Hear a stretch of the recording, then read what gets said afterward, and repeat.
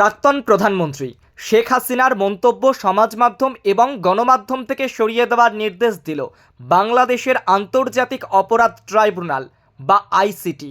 এই মন্তব্যগুলিকে বিদ্বেষমূলক বলে উল্লেখ করা হয়েছে।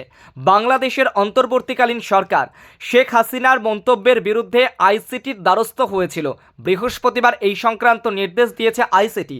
বাংলাদেশে সংখ্যালঘুদের ওপর অত্যাচারের যে অভিযোগ প্রকাশ্যে এসেছে তার প্রেক্ষিতে চলতি সপ্তাহের শুরুতে আমেরিকার নিউ ইয়র্কে আওয়ামী লীগের একটি অনুষ্ঠানে ভার্চুয়াল মাধ্যমে ভাষণ দিয়েছিলেন শেখ হাসিনা। সেখানেই তিনি অন্তর্বর্তী সরকারের প্রধান উপদেষ্টা মোহাম্মদ ইউনূসকে বাংলাদেশে অশান্তির জন্য দায়ী করেন। তিনি দাবি করেছিলেন ইউনূসই বাংলাদেশে গণহত্যার পরিকল্পনা করেছিলেন।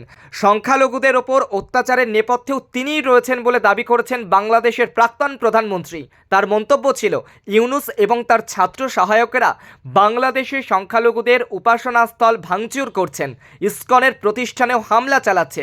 শেখ হাসিনা সরাসরি বলেন, এখন আমাকে ওরা গণহত্যার দায়ে অভিযুক্ত করেছে। আসলে বাংলাদেশে গণহত্যার জন্য দায়ী ইউনূসের পরিকল্পনা। হাসিনার এই মন্তব্যের পর বাংলাদেশে তা নিয়ে ব্যাপক চর্চা শুরু হয়। অনেকেই মন্তব্যের বিরোধিতা করেছেন।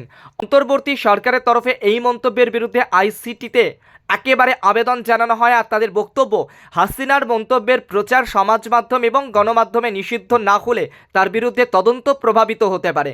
আন্তর্জাতিক অপরাধ ট্রাইব্যুনালের চেয়ারম্যান বিচারপতি মোহাম্মদ গোলাম মুর্তুজা মজুমদার বৃহস্পতিবার ওই মন্তব্য সর্বত্র নিষিদ্ধ করার নির্দেশ দিয়েছেন। টেলিকমিউনিকেশন রেগুলেটরি কমিটিকে প্রয়োজনীয় পদক্ষেপও করতে বলা হয়েছে।